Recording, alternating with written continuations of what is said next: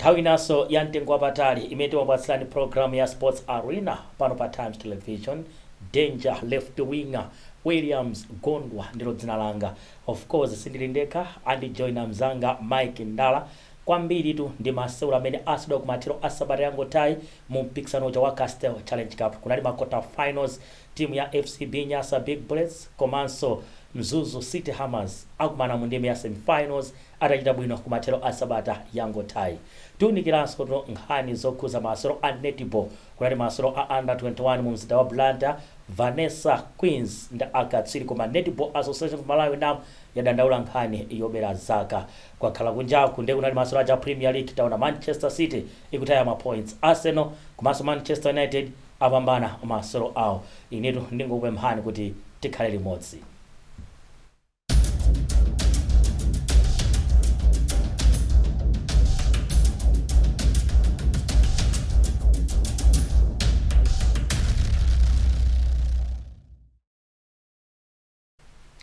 Ndimafuna ndimulandire Mike Ndala monga ndakambira kumayambira program ine kuti no ndi mlendo wanga amene akhale akundijena. Of course Mike timakhala naye nthawi zambiri.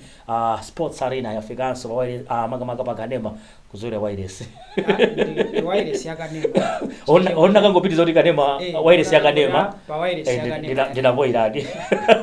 Ndinavoiradi. Ndiko kuti ndi weekend ya bwino Mike. Yes. Weekend imene mpira ku Malawi, mpira kunja. Netball zambiri. Ndi mu Blantyre wali ayi kunali chisangalalo. Fa kunali masewera netball ku Hes. Paka mu stadium ndi kunali Castel. Yes. Masewera nali abwino. Okay. Mu Southern Region Farm League ya Zimayi kunali ma game. Okay. Yeah, ku netball mu under 21. Yes. Ku sports complex. Bullets paka mu stadium Wanderers nkhani yayikulu imene plus kunja kwa dziko lino. Ndikholophete kubala kwa nyimbo. Ndiye ndimafuna titayamba Sports Arena ndikuunikira mpikisano wa 2025-2026 Ibonge Castel Challenge Cup. Mike, result ya kurumbi imene Wanderers yabwera nayo ku Blantyre kugonja ndi timu ya Mzuzu City Hammers 5-3 pa mapenalty 90 minutes 1-1. Mzuzu City Hammers inaiso ndi red card awiri zimene zachitisa kuti no game imeneyi iwone ngati yokomera Wanderers chifukwa Wanderers inatsogola kudzera mu penalty imene anagolesa Isaac Kariati. Sama anagwesedwa box. Outcome ya game imeneyi wailandira bwanji? Choyambirira lachisanu latha kapena sabata yatatu ukambirana za timati ma preview ya magame. Yes. Ya unandifunsa za magame ngati awawo. So game ya Hammers ndi Wanderers ndinakuuza kuti ndi game ya mangawa kwambiri. Okay. Yeah. Ndi mangawa chifukwa chokuti aliyense Wanderers inaluza game imodzi out of 30 mu league. Amene anagonjetsa nali Hammers yomwe. Ndama analo kuti ino simungati pangire tarnish image komanso simungati onongere kuti tikhale tinakakhala ndi invisible season amatero season yosaluza game yonse ndikutenga league munatisokoneza ndinu tithane nanu. Pamene Hammers analo kuti Wanderers inachinya season yatha ya Castel Cup mu final 1-0. Nina osanapita mangawa. Ndetafikaso pompacha we can go a step further. Okay. Tachinya awandu komanso motivation inali yokuti atulusaso wankulu wina Silver Strikers. Okay, Pabwalo solomwero. So ndimakuza kuti game iyi kwa ine of course pa paper manena kuti ma odds game ya Bullets akukomera Bullets ndi Tigers. Yes. Game ya Hammers ndi Wanderers pa paper ikukomera Wanderers. For Wanderers ni ma champions, Wanderers ndi amene akusunga chikhochi. Komano in real football zinthu zimakhala zosintha. Nakuza choncho. So taonadi apapo. Koma kwa ine ngakhale mpira uli wosintha china chicho sichimachitika koma Wanderers kwa ine ikuyenera izimvere chisoni kwambiri Danger. Okay. Wanderers iziunguze kuti chikuwachitikira ndi chani.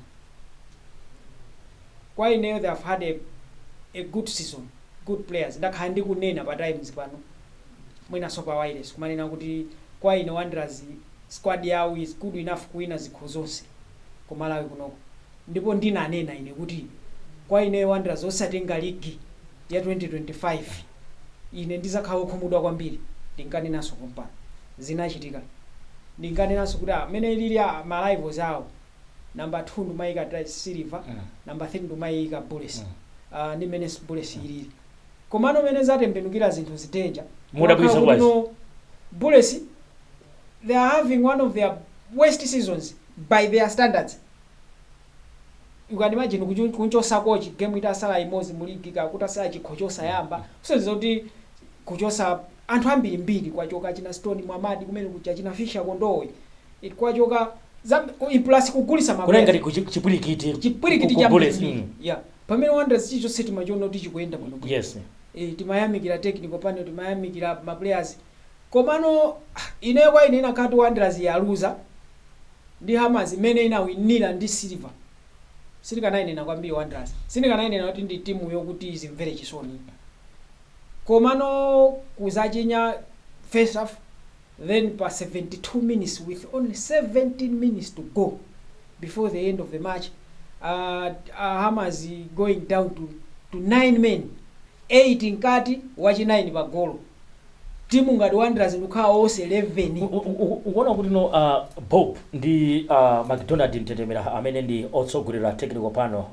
anaitaya pa game kapena kuti osewera Wanderers anaitaya pa game chifukwa anatenga ulamuliro wa masewera amenewa 50 minutes ya masewera amenewa penalty atsogola from nowhere 90 plus minutes mzuzu kubwera nkupanga equalize sikoyamba akaka okay second round ya league tikunena kuti game yanaluza Wanderers ndi Hammers yesa inkasogola so Wanderers pa 56 minutes ngati nisakulakwisa 56 minutes second half ndikumachinya Promise Kamwendo first half ili 0-0 ndikumachinya ngumati ano mano yabwera apapo ikumenya ndi timu yokuti yatuluka mu league 56 minutes mata basi kwasala ba 34 minutes yes. mata timu yaikulu ngati Wanderers kena tikuona kocha akusintha akuyamba kulowesa machi na cholopika ma defender iso chimodzimodzi nazaona ali zikaliati akuntulusa ukutulusa attacking momoti game yakapo ndiyovuta tenje umayenera ungochinya chasicho chikapezeka tikamba za game ya Bullets koma game ya Bullets imene ndikungobweramo game ya Bullets inawinira chifukwa Bullets je inachinya nsanga 5 minutes yachinya kale 15 minutes later pa 20 minutes ndikuchinyaso Tigers kuti ipupe game ili 2 kale waiona pamene Wanderers yo idale kuti game ayimaliza amini 1-0 ujeni Hammers yamalizika kale yet so pamemba je suma defensive visu suma kuti tendi khazikike game tayiwina all right Mike tikaona nthawi itafika pa penalty it seems Stanley Sanudi ali ndi sakutha kumenya mapenalty chifukwa kuponya penalty yake sikoyamba tikatengera ndi tumwe about muna 3 games wakhala kuti players Wanderers kuti no inyamule chikho chotenga yes mwina titangona penalty imene anaswera Stanley Sanudi kuti no tuone kuti no mwina munthu kama katenga penalty imakhala confidence ya player kuti no kasewere penalty fa uyu ndi player amene wakhala kwa nthawi yaitali kwanda no experience wamona ungafotokoze banje pene popo Mike ineyo Wanderers amini Stanley Sanudi si player omamuza kuti penalty timamenya bwana okay number 1 number 2 anakagara wateteleka ndimene kuti number 2 uyone bwino anadzagwa anateteleka kana zinakaona anthu akuteteleka ndikumachinya stopira sunzo anachinya Zambia ndi Ivory Coast 2022 AFCON final okay penalty yowinira anateteleka ndikuchinya so chimodzimodzi so kwa ine Stanley sunga sininganene kuti ndi player omati omamuza tamwini mukamenya cho chipena stadium icha goalkeeper city mamuyimira mbali kapena city matani stadium anthu asamakulongoloze iyi they cannot intimidate you Stanley amene wamenya chaka chino cha 11 Wanderers yokha 11 years Wanderers yokha Tigers wamenya ma season angati mwina imozi kapena awiri 12 years akumenya top flight football wamenya Flames ija over 50 caps wimenyera Flames wakhalaso captain wa Flames wapita ku Africa Cup of Nations simule omamuza ta penalty timamenya chonchi zakwa ine zakukhala kuti amatika palika katika bad women kapena mhepo ina yake yoipa yomwe komanso ku Wanderers iko ngati akumankakamiza zomenya mapenalty asiye chifukwa nthawi zambiri mapenalty samakakamiza ikafika game mapenalty kocha amangonena amene ali koma ukamakata penalty amata utawa responsibility Ayi. ngati senior player Iya. tithandizeni choyambirira danger game yatha mapenalty mapenalty oyamba amene 5 kocha amene ali ready kumenya penalty ndani mumayimika mikono anthu ina akapitirira 5 aja oyimika mikono umanena da oyambirira amenyani tikayamba sudden death kuti azayambire ndi pa penalty amakhala komalizira ukazaona munthu akumenya mapenalty afika 99 akubwera wa namba 9 akumenya usazoti ameneyo ndo amanda okay and samandalira kwambiri mapenalty samandalira akachimwa penalty ngati wa so Wanderers simesa ndikaliati yes amantulusiranji kapena poti amaona even adimini wa Wanderers pa page pawo to anazalemba game ili pa 90 afuna azonjezera anazalemba kuti 90 minutes are up Derby is almost set so zati maganizo amati game itathana nayo basi tukamenya tano okay yeah. So ndizamumpira basi alright zimachitika ndeta tiye titapita pa game ya Nyasa Big Bullets imene ndithu imaswera ndi Mighty Tigers paka mu stadium mzinda wa Blantyre tinaona Max Augustine Polo is it now and goal 7 Yes. mu Castel I think top goal scorer sobano mu Castel Challenge Cup chinsisi cha Bullets chinali chongo chinyazo goli za masangasanga yes Marcelo Abules ukaona line up mena anayambisira Trevor komanso Gilbert Chilwa Trevor Kajawa wa Tigers that yes yes ukaiona timu ija ya Bules player amene amaoneka kuti za attack mwina Ephraim ndi Podo ngati kusogolo ndiwo ngati lungu pang'ono ngati behind the strikers koma imaoneka ili very defensive kada ikapo master jawananga Gumbo ndi Uncle Simbu center Gilbert anapita ndi defensive approach imene inaonekera okay fine chifukwa anthu amene akutchulira atatuwa kwambiri sikuti ndi attacking minded kwambiri plus 4 defenders yachiwa ya Morgan komanso Khumbo Banda ndi Blessings Mpoke komano utayamba mpira uti tinazaona kuti I think coach mwina chilipo anaona mwina anayiwerenga Tigers yo mwina ndikuona ku training imene anthu anachitira chifukwa timu yo imakhanga tino kuti ikupanga ataki ndi ambiri Morgan amayenda kwambiri ngati wing back right chiwaya amayenda kwambiri ku left back ngati amini ngati wing back wa kumanzere yeah zomwe zinapereka ngati freedom muko kwa Podo fa amapita ngati chambali Ephraim kundoenda amene anakhala ngati chapakati komanso pakati pa Bullets na khautu yawo ina nkhondo yapakati chonse okay chifukwa midfield ya Tigers Eugene Ben Manyoza makhanga yakubwerera kwambiri mbuyo pamene wataki kwambiri anali James Tambwali okay ndio kaphatikiza Tambwali ndi height yake plus Ben Manyoza makhanga uthandizira kumbuyo center yonse inaoneka kuti Bullets yamaliza pamene pajapo nkhondo ya iwini yeah no wonder pa 4 or 5 minutes cross yochokera kwa Blessings Mpokera move yoyamba pa center ndio ngani kumpasa Mpokera amene umpasa Morgan kumpasa Mpokera ndi beautiful header ya Max Augustine Polo chigoli chake chinali cha number 6 chimenecho okay yeah Bullets inapanga dominate kwambiri first half koma except mwina ka 10 minutes ka 8 minutes komalizira okay yeah chifukwa Tigers inazazindikira koma tili mu quarter final the last 8 minutes koma kwina kwa maoneka kuti sakuza chomwe akuchita alright yeah so Bullets kwa ine ngakhalenso Trevor Kajawa ananena aso chimodzi pa post match interview kunena kuti chomwe chinakhanga tichasokoniza ndicho kuti they conceded too early anachinyisa nsanga mwina Bullets inadziwa kuti no awoti sapinde nawo kwambiri pakana chigawo chachiwiri akudziwa Bullets pa 20 December atakumana anthuwa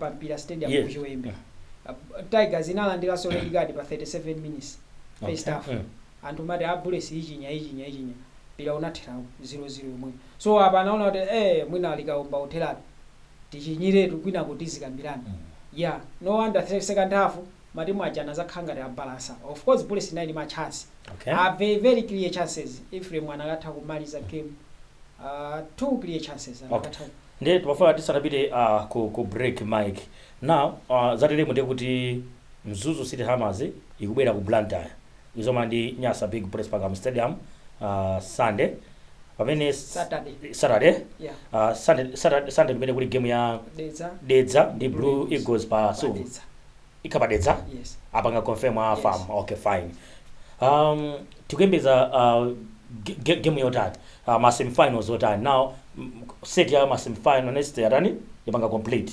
Yes, papa ndokhupirira kuti team of the tournament so far team of the tournament ndi Mzuzu City Hammers. Okay, pa nthawi inoyo tikamanena za Castel Cup 2025-2026 komanso tiyamikire Mzuzu City Hammers ase last 2024 inatusa wa police ndikomana ndi kwa Wanderers mu final ndimene ndikuti panopo so far team of the tournament sitinapezi nanga si team of the tournament ndowinayo koma pa nthawi inoyo ndi Mzuzu City Hammers. Okay, yatulusa Silver, yatulusa Wanderers against all odds.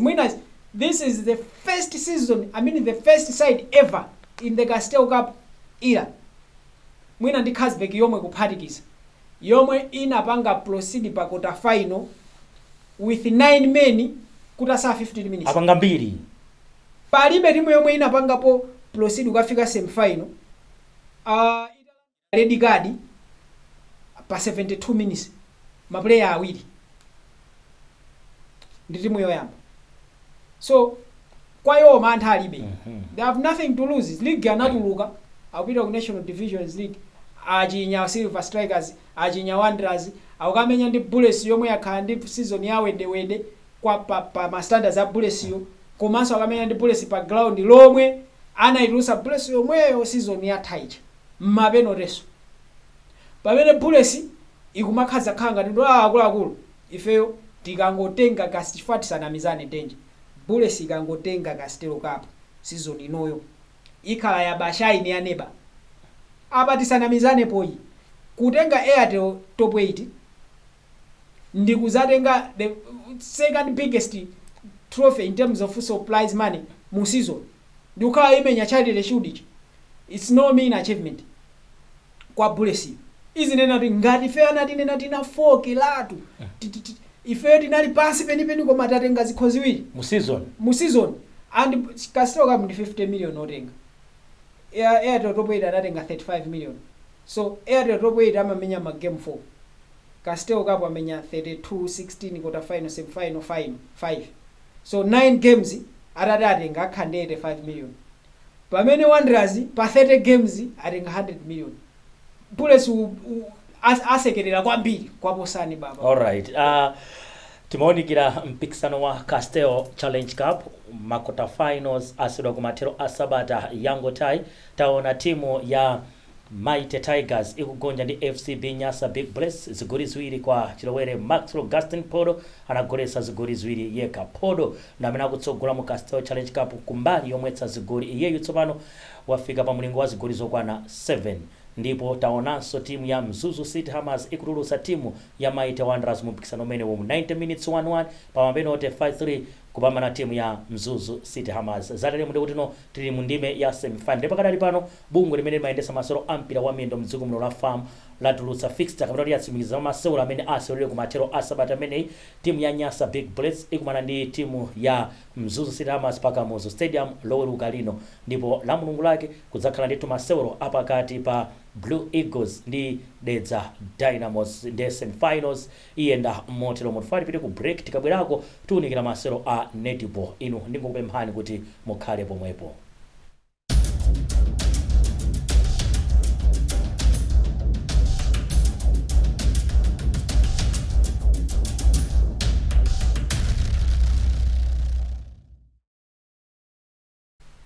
Talowatu gawo la chiwiri limenenso ndilomaliza la program ine ya Sports Arena Mike.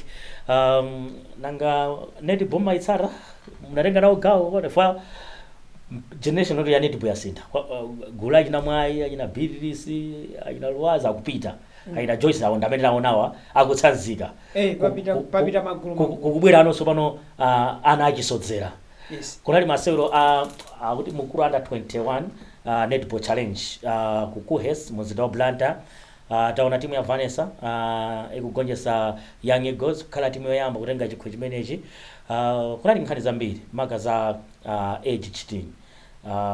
Tinamva president ana magubuduza avitumbiko akunena kuti madando anachuluka kwambiri maclub kuna ngati kachipirikiti choncho kuti ayi kuti timu yowosewera ikangati ndo uchuluka zifa kuti amatenga tournament imene kuti asankhe no player under 21 kuti akayimire timu ya dziko lino. Yes, muna kuyambira ati apange congratulate Vanessa Young Queens. Yes. Yep. Congratulations to them for being the inaugural champions. Finance coaching the Koyamba. Yeah. Mene wanenera ma generation akusinda. Ino yonde kuti nthawi mwa vina mu possible. Ifo mwa vina ko achina mere waya akumenya nthawi mene china pisi cha winga ufoza akupita cha mapero ya ta generation imene yabwera achina mwai kumwenda achina Beatrice Mpinganjira aina Joyce Mvula tukaona akupita Mvula achina Jesse Sanudi yapita apa inabwera yachina utakondo ikupita abe pano ikubwera yachina Florence Gamuka. Yes. Yachina Cindy Sintoi inapita kufunika kwa tournament ngati awawa Danger ndiko kuti kumapereka a variety of choices kapena nene choncho kumapereka a wide range of players to choose from. Makocha ama national team a timu yathu ya Queens samango sankha ukhawo nthawi zambiri takhatu makhani ma players amene ayimenya kwambiri national team Queens ukakhala nawo ambiri olo Joyce Mvula chifukwa Joyce Mvula tikudandaula tisanamizane apapa tikudandaula kuti wasiya chifukwa lero latangoti ndasinthaso basi ndimenya sikuti performance isinda chomwe chikuti pangisa choti tidandaulecho nchifukwa chokuti situpanga breed ma player ambiri situpanga develop ma player ambiri. So njira yopanga develop ma player ena kuti achina Joyce wakamakhala akusiya ndi kuma kuenera zizichitika izi za mukulu abwera tizikhala ma football clinics maboma omwina onse 28 adziko lino akuma ano kudandaula kuti no mwina akubera zaka mazaka ambirana nthawi yake ndi azinzanga so kunoko pankhani imene mathandizana zokhuza sports kuti mwina ali gawo lochepa anedipo ma player mwina faika noti nanga tikachoka pano kuti kaswena national team sizitheka ndikomwe kubasi anda mwina alibe tima league tama anda ati kuti no azisewera gawo limene unalunika motani ndifo ndimanena kuti ndalama zikupezeka ano panopo makampani akubwera masewera 28 districts Danger 28 districts ya Malawi ndi 280 million utatu ugawe 10 million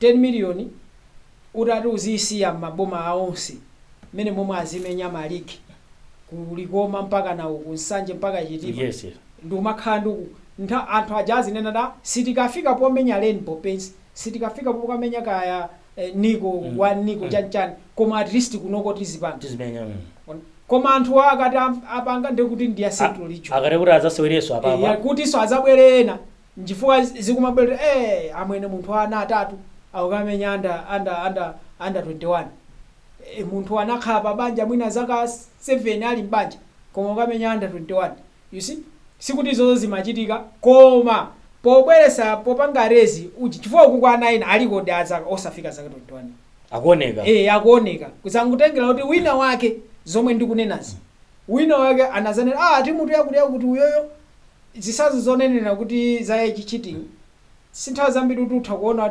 utakuona birth certificate ya munthu uyu ayi koma anthu aja amadziwana komwe amakhalako ndamadziwa kuti ineyo Danger amene ndili ine pano ine ndi zaka zambiri koma ndili Mike Ndala amene anthu akumudziwira mawu angawa china chilichonse ndimete bwinobwino ndikhale ndithawane nati ndithaumenya under 20 anthu athawuvomera koma iweyo ungaletse kuti uyu ndi wankulu ife chero kundidziwa komwe ndayo so anthu aja amadziwana kuti uyu amene alilimu kwawa iye anapanga ukwati uyu anapanga zinkhoso zitatu asamenya under 21 so papezeke njira a proper monitoring system ya izizi sports council kwapita anthu outsata mpira ndinaona salanga ku Zingwangwa secondary school pano ndi director of sports bwana a Justice Sopera baphusanga panopo anali ine nali sports prefect ku Zingwangwa secondary school apatron ya transport anali a Justice Sopera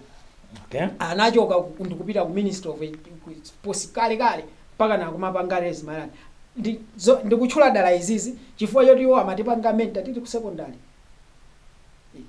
achina Escort Chinula achina Jim Kaluwa ali ku sports council aja plus ku netball association agwirane manja ndikuyenda maboma ndikukhazikisa makliniki kapena ti matournament ndikunena ndichi mavuto awawo sanga makhale. Alright, twafuna titamaliza program yathu ndikuunikira Premier League.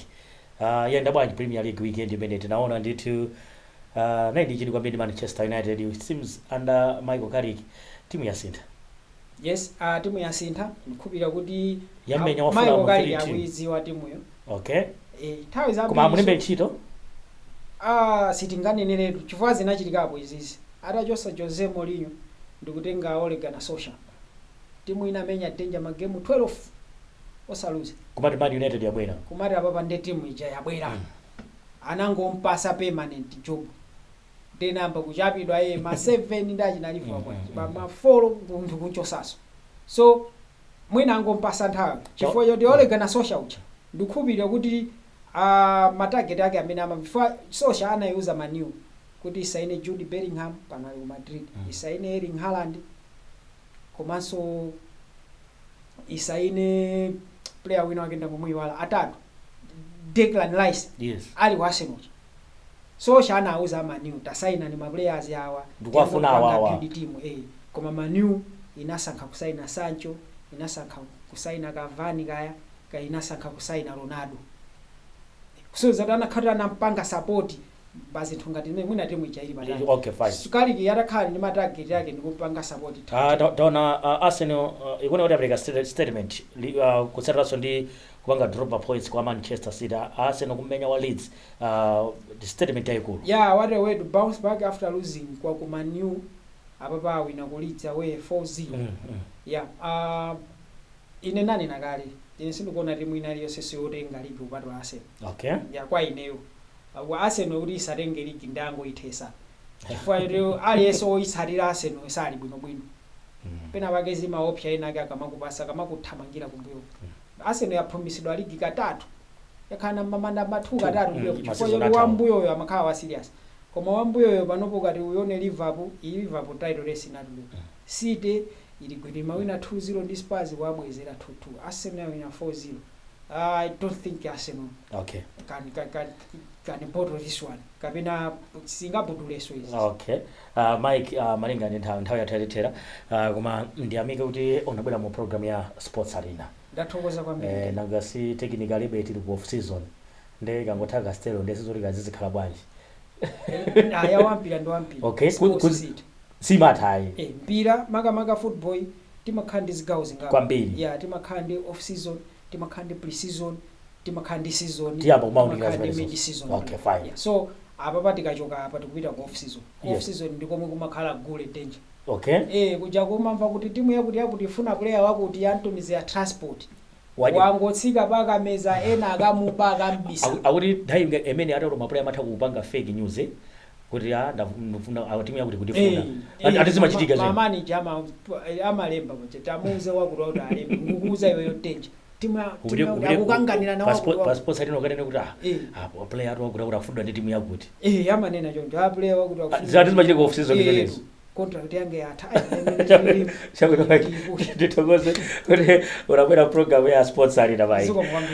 Ndimafuna ndithokoze kwambiri Mike Ndala amene anandijoina program yathu ya lero koma Obet Nkangama ndamene amaongolera zonse kuti ife tioneke mene tikuonekera. Mundathokoza Manobi chifukwa cha nthawi yopambana imene mwatithandiza kuti program ya Sports Arena iteke.